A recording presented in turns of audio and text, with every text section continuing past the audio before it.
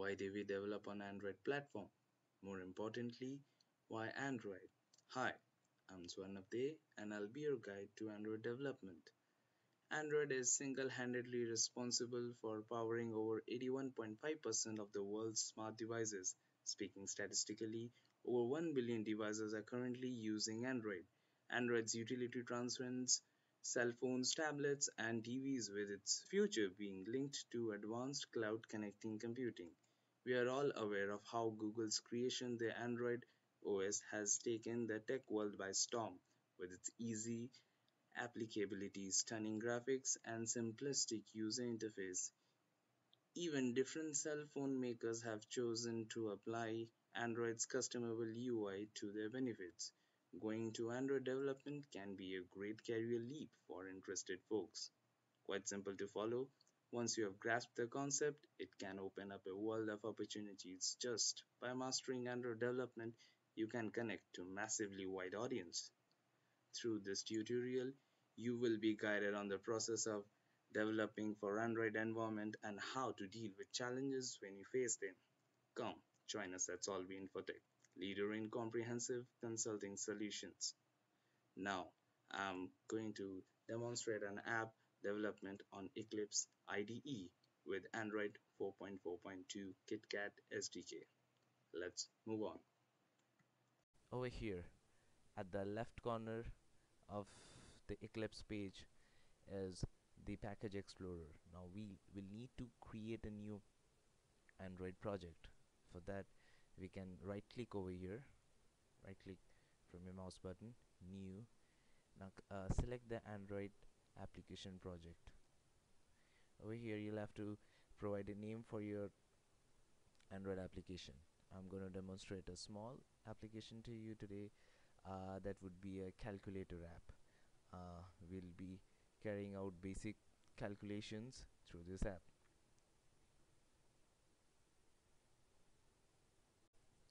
The package name over here is created by default by Eclipse. We can choose to change it, but for time being we're gonna keep the same. That is com.example.calculator. Now about support SDK. This actually defines what sort of Android OS's Android versions would run our app. Basically, Eclipse by default looks for the least available one and adds it as the least support, that is minimum required SDK. And again, it looks for the latest one and adds that as the one to be compiled with. But since we have just downloaded API 19, that is Android 4.4.2 to begin with, so what we are going to do is we are going to set everything to Android API level 19, that is 4.4 KitKat. There.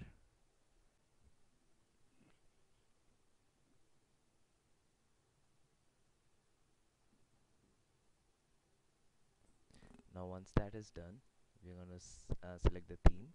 For timing, we are going to use none. Moving ahead, create custom launcher icon, create activity, create project in workspace. On selecting this, what it does is it creates a folder inside your workspace with the same name as calculator that would actually contain your Android project. This is the preview of the app icon. For timing, we're gonna leave it to the way it is. We are gonna select empty activity over here and then click on next. By default, it will ask for the activity name. We can change it. Let's say we provide the name calculator activity and then we click on finish. Once that is done, you'll notice your project has been created over here. Now let me just give you a brief description about this.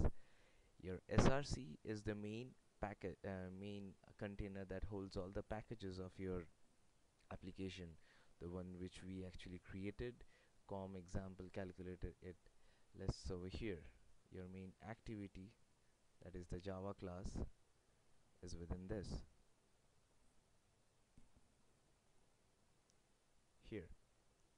and the supporting layout is inside the rest folder, and then again you'll have to go further to the layout folder. There you'll find the activity underscore calculator dot xml.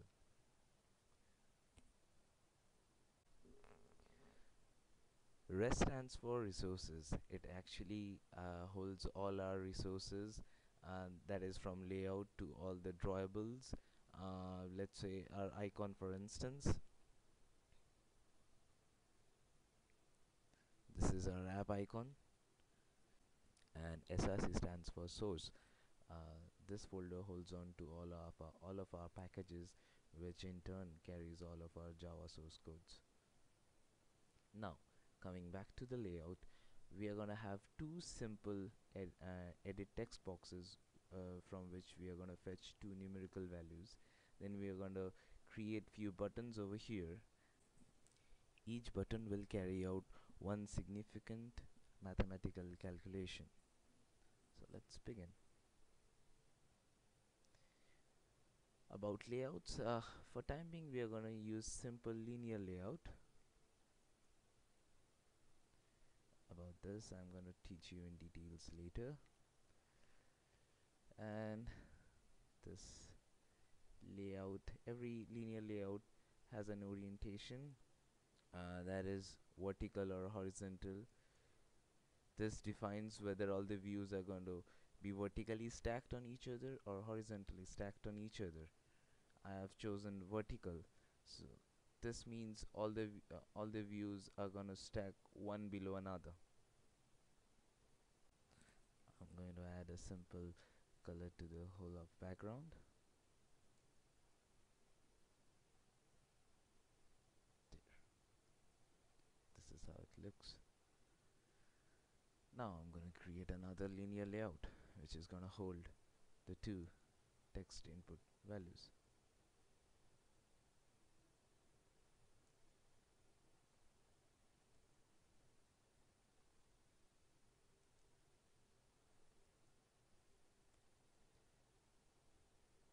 This linear layout will have an orientation, will have an horizontal orientation, because the both the views are going to stack one beside another. Let me show you how it's done.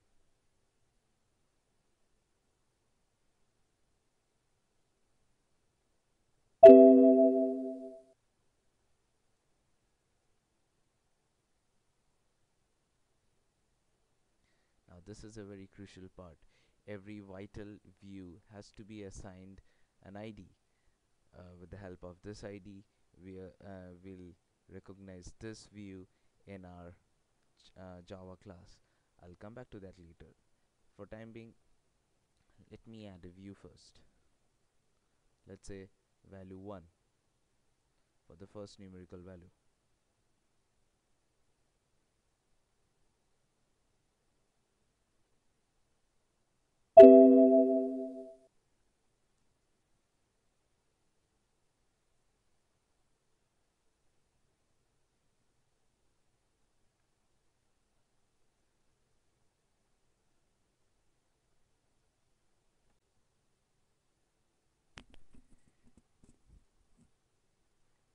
Here you can see this is the first edit text field.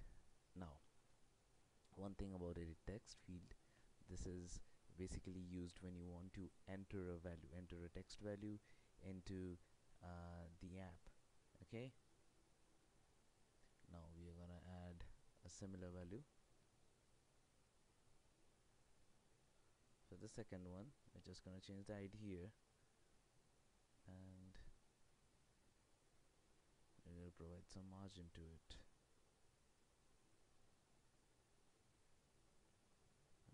Margin. There we go. So basically this is how it looks like. These are the two text fields.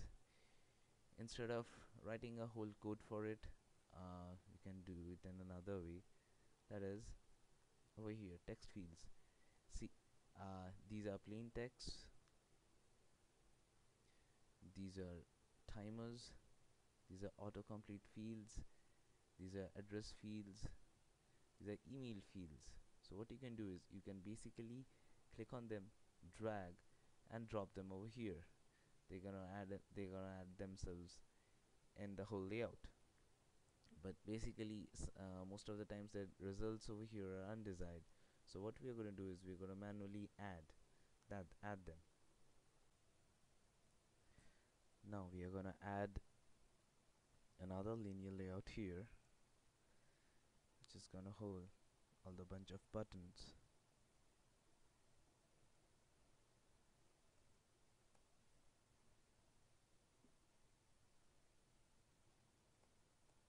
Again, this would also have a horizontal orientation because the buttons are going to placed side by side beside each other, not one below another. We will be adding four basic operations, that is addition, division, multiplication and subtraction.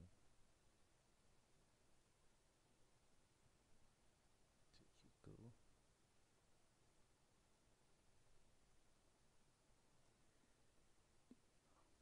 Now we are going to add the buttons. Again, we'll have to provide an ID for the button as well, since we'll be accessing this from the code, Java code, to calculate. So we'll be needing the ID for this as well. Let's say the first one is for addition. So button underscore add. Then we are going to provide a height and width to this button. Let me do that and show you how it would look.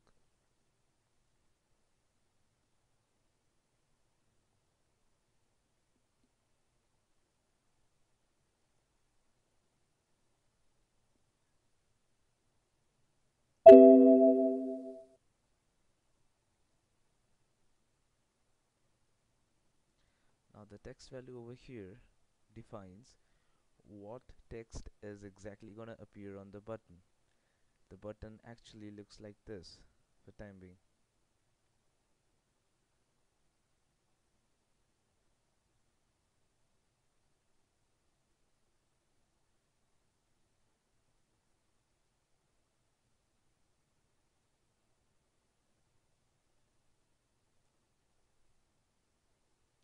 Here, there is no text on it.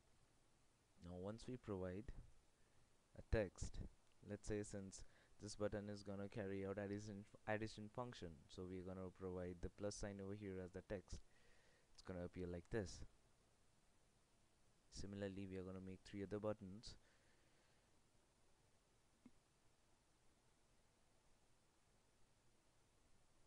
Let's copy this button and paste it for three more times, and then change values as per our requirement. Here, sub stands for subtraction. We're going to provide a minus sign here. Mul for multiplication. We're going to provide asterisk here for multiplication. Then division. We are going to provide divide by sign over here. Now, this is how the buttons would end up looking like. Now we can provide a margin to the whole of layout so that this is a bit far away from the initial text holders. So what we're going to do is we're going to go to the layout and add some margin to it. Let's say margin top. We'll add some value. This is going to bring down the layout a bit. Now we'll have to add a view which is going to show us the result. Now let me show you how drag and drop functions over here. I added two values. This is again a text view. You cannot enter value to it like you can do against this view. This is edit text. Basically, this view edit text, this is used to collect value from users during runtime, that is while the app is running. And the text views are used to show the outputs, show values as a result after the runtime, and also during runtime as well. Now let me show you what we're going to do over here. Result, and add some margin to it.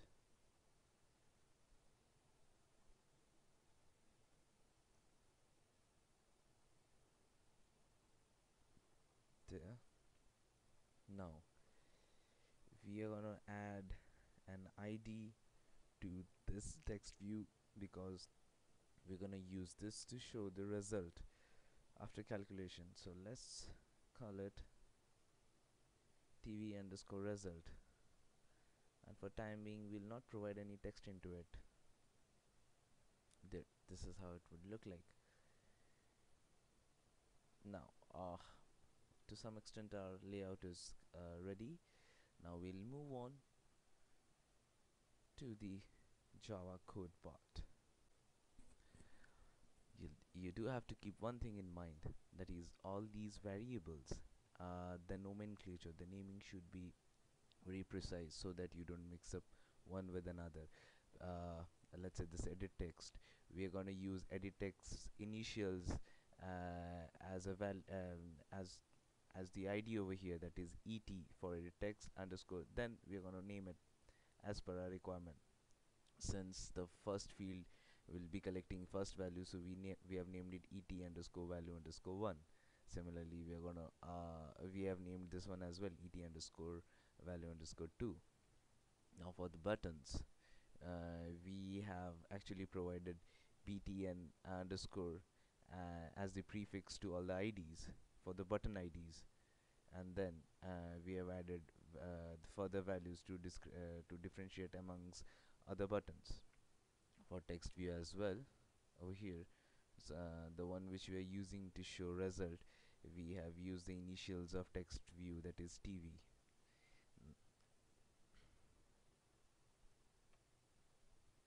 Now back to the code, back to the Java code. We'll have um, each Java code is nothing but a class, Java class, and it has to extend the kind, that is activity. Every page in our Android app is basically an activity, and an activity has some predefined functions which gets called by themselves. For example, the onCreate function. This onCreate function gets called each time when we define an activity, and each time we make an activity, onCreate is the first method into which the compiler control gets into. Over here, uh, if we look at the resource name over here at the layout, that is activity underscore calculator.xml, over here we are actually providing that um, providing that layout's name without the XML extension to the set content view parameter. What set content view does is basically it actually provides this view to this specific activity. This is how we do it over here. That is, from set content view r dot layout, that means from the layout folder, activity underscore calculator. Again, the .xml extension isn't needed here. Now this part is a little complicated, that is how to recognize these IDs into the activity. Now if you look over here, if you take a closer look over here, each IDs, against each ID we have provided an extra parameter that is called add the rate plus ID. What this does is this creates this ID into the general folder against r.java. If you enter here, you'll see all your created values over here. See, et underscore value underscore 1, et underscore value underscore 2, button add, and all the others id which we have defined over here using the parameter at the rate plus id. What this does is, this basically r.java is a self-generating file. See, it's written over here as well, generated java files. It gets generated by itself. It r.java basically goes through your goes through your layout, looks for all the newly added values, added IDs to your values using at the rate plus ID, and adds them over here. Now basically this r.java builds a bridge between your main activity and your layout. To avoid the confusion, let's stick to the part where we just create an ID using this prefix of at the rate plus ID, and how we are going to define it over here. To simplify the things, for time being we are going to close r.java file, and let's say we have created this value et value 1. Let's copy this and go back to our main Java activity. Before on create is defined, we'll create a private edit text variable.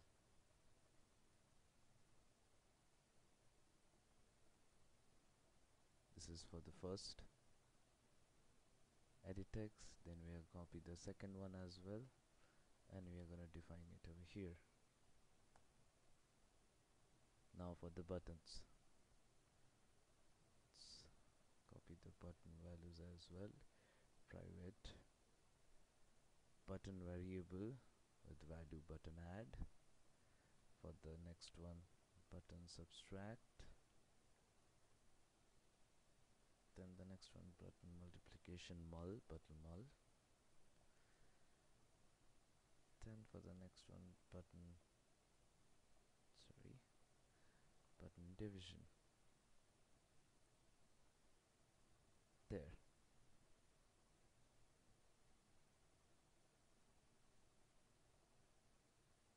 Now in case each these are variables of view kind, widget kind, button.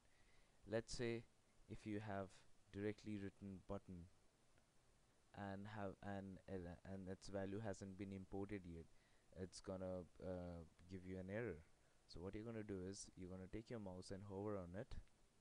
There, the import button option would appear. On clicking it, you'll see directly the button import has been taken by the Java compiler. The only view that is we are left to define is the text view, which we are going to use to show the result.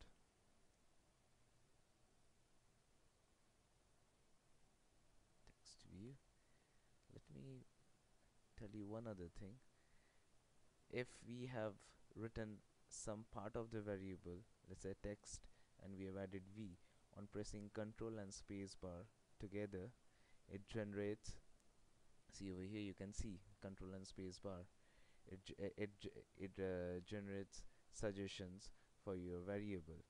From here we can pick text view and then provide the value.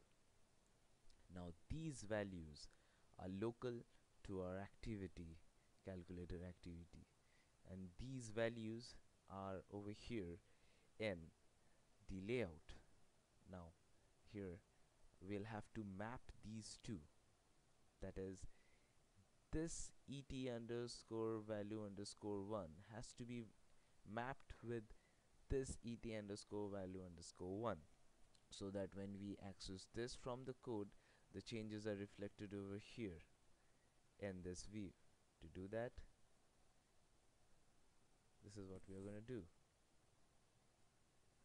We are going to take this value is equal to, we're going to typecast it, that is in the this variable is in form of edit text, so we're going to write edit text over here,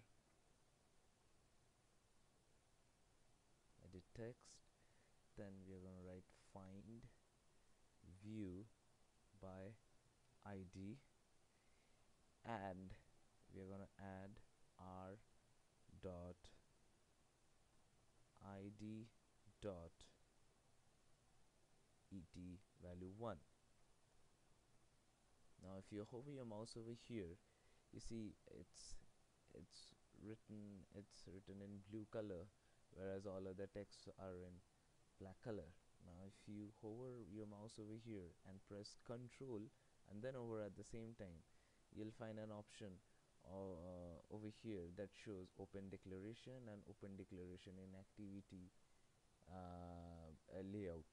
So if we click on open declaration, what it does, it takes us to the r.java file, and when we again coming back to the main activity, when we hover using the control button and click on the open declaration in layout, it takes us to the layout from where the value has been extracted or pulled.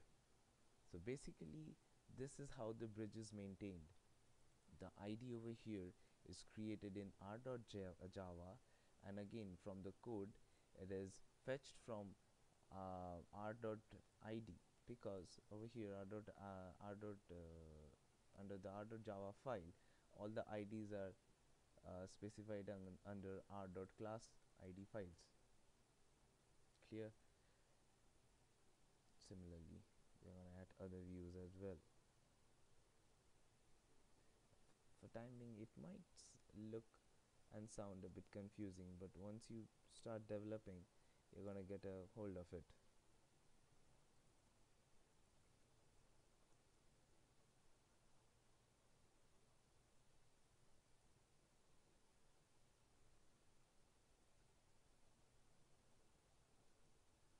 Now we're going to add the buttons in a similar fashion.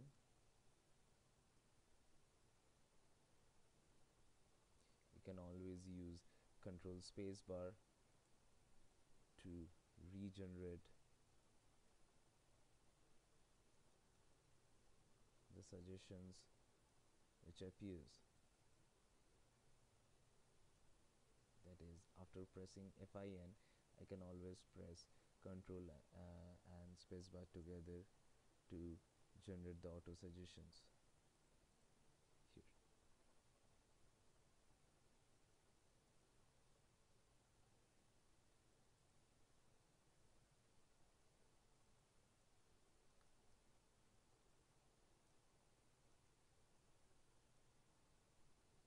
There we go. One more button value to be added.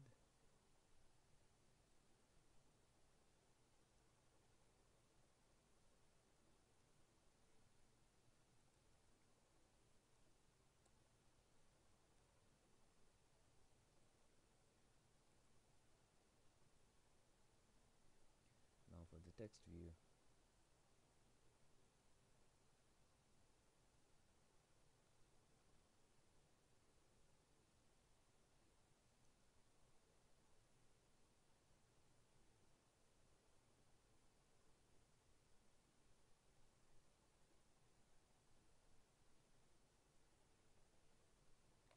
Now all the values have been mapped with the corresponding values in the layout. Now we gotta define the button click events. This is basically a comment tag.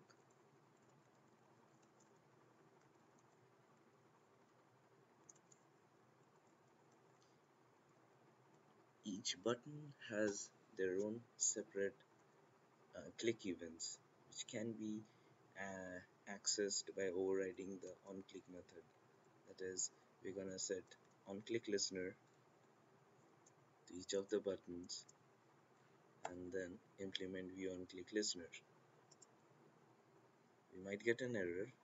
In that case, we'll have to import the onClick listener uh, mm, onClick listener class to access it.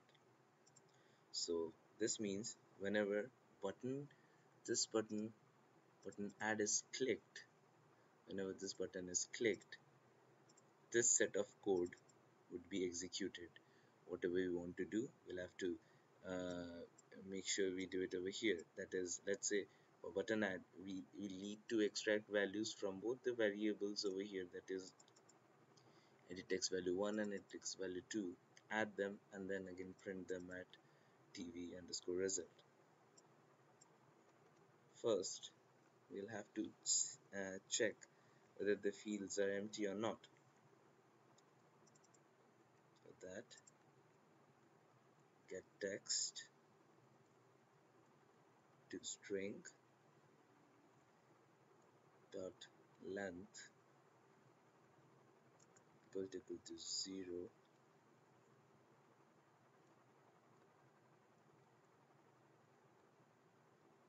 or the other text field as well.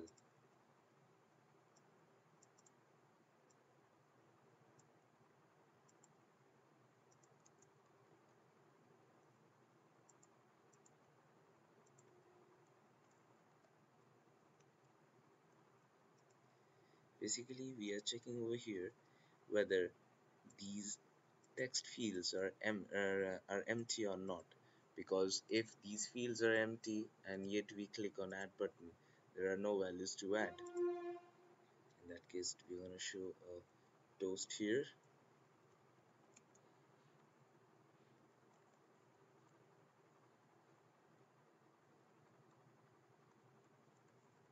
We're going to provide the context, that is context of the same activity. As a text, we're going to prompt here a message that is, please provide both the input values.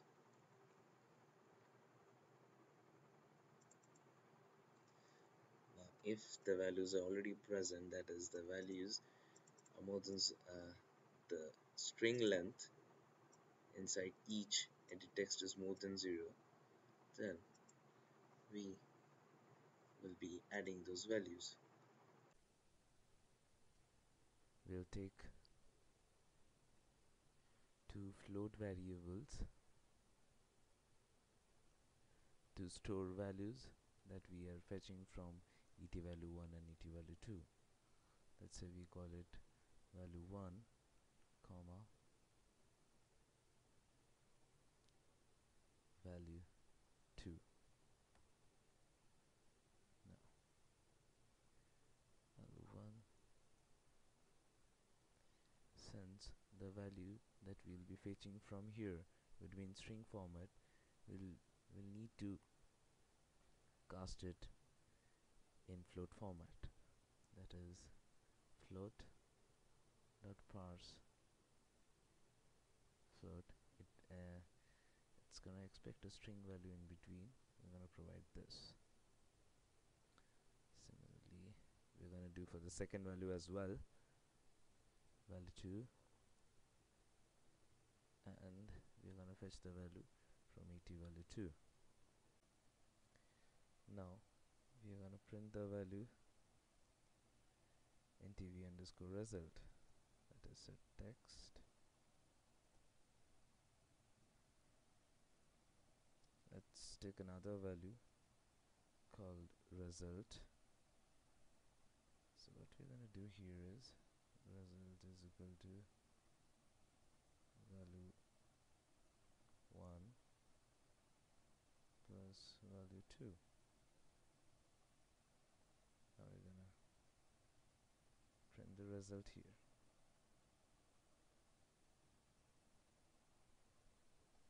There. Similarly, we're gonna do the same thing for other buttons as well. Button subtract, set on item click listener, new listener. Here we're gonna copy this part, although we're gonna make some changes here.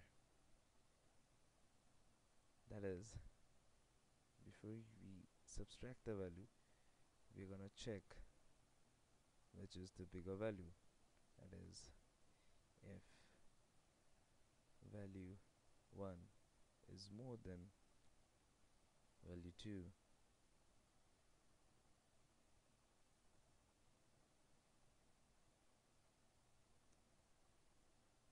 then the result will be value 1 minus value 2. Whereas if value 2 is more than value 1, then we'll be deducting the smaller number from the larger one, that is value 2 minus value 1. Again, the result you're going to print in the text box result, text view result. Now for the multiplication part,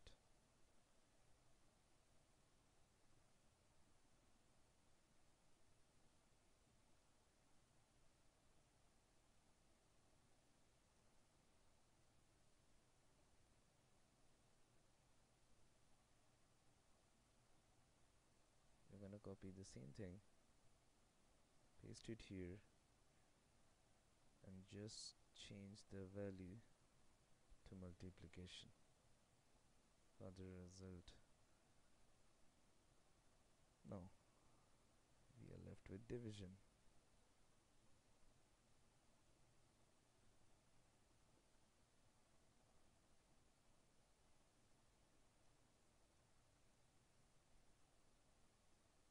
We're going to copy the code from the subtraction part and paste it here, and then we're going to do the same checking, that is check whether value 1 is greater than value 2 or not. We are going to divide the larger value with the smaller one. There. Now our project is our app is made without any error. Before we proceed further, I'm going to give you a short preview about Android Manifest. Manifest is just like a blueprint to any architecture building. This basically is a key file which makes a bridge between a developer and Android platform, and it actually tells Android platform what all resources our app is going to use and what are the name of activities that are present in this application, as well as the version that it is going to support. We'll come back to this later. For time being, we'll concentrate on the main activity. Now we'll have to run this code on a simulator. To do that, right beside the Android SDK manager, you'll find the Android virtual device manager. On clicking this, you'll get the option of creating a new Android virtual device, that is basically a simulator. You can provide any name to it. Let's say, for example, we're going to provide KitKat over here, and we are going to provide any sort of preview that is available. It doesn't have to be anything specific. Again, you can provide anything that is present as per your SDK download. Now the target, this is something you'll be restricted to Android 4.4.2 API level 19, because this is what you had initially downloaded during downloading your SDK manager. There you can choose the first one, that is ARMEBI version 7a. Camera and everything else isn't required.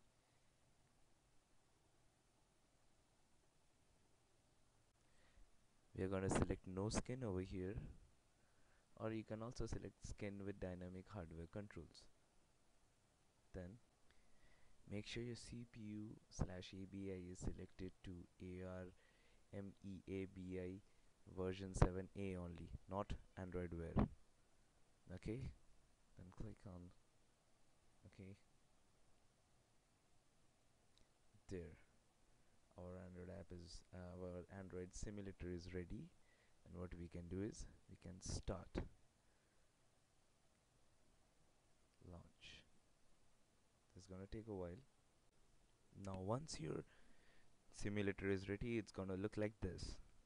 Now before we run the code, we'll have to make a small change. That is, we'll have to go back to the XML, that is layout, and add this parameter, that is Android input type number decimal in both the edit texts. We are doing this so that we don't let user enter any alphabetical values uh, in this edit text fields, in these two edit text fields. Only numerical and decimal values can be added in these fields. Once that is done, you'll have to go to the project, right click on the project, then go down on the run as option. Then over here you'll find run as Android application. Once you click on that, here the launching calculator, it's gonna show the progress. Once you see there are no more progress to be shown, that means the app has been generated. uh, Here it is on the simulator. Now let's say I provide just one value and click on add. It's gonna produce a toast over here saying please provide both the input values, and this is same for all the buttons. Now once I provide a value on the second field as well, let's say 31, now we are ready to proceed further. Let's say on clicking plus, it's adding both the numbers and printing the value over here. On clicking minus, it's detecting which is the larger value and printing its difference. With multiplication, it's multiplying the value and showing over here, and with division, it's calculating which is the bigger value and it's dividing it with the smaller value. That's it. Et voila, it's done. Hope you enjoyed it.